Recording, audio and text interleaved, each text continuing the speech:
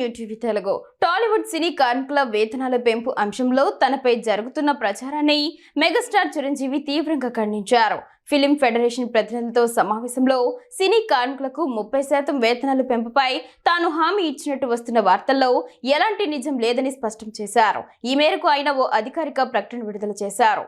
Film federation కు చెందిన కొందరు సభ్యులు తనను కలిశారని, వారి డిమాండ్లకు తాను అంగీకరించి షూటింగ్స్ త్వరలో ప్రారంభిస్తానని హామీ ఇచ్చానని, మీడియాలో తప్పుడు ప్రచారం చేస్తున్న విషయం తన దృష్టికి వచ్చిందని చిరంజీవి తన ప్రకటనలో తెలిపారు. నేను ఫెడరేషన్ నుంచి ఎవరిని కలవలేదో, అసలు వాస్తవాలు వెల్లడించడానికే ఈ ప్రకటన చేస్తున్నాను అని ఆయన స్పష్టం చేశారు. ఇది మొత్తం పరిశ్రమకు సంబంధించిన సమస్య అని, ఓ వ్యక్తి ఏకపక్షంగా హామీలు ఇచ్చి పరిష్కరించలేరని ఆయన అభిప్రాయపడ్డారు.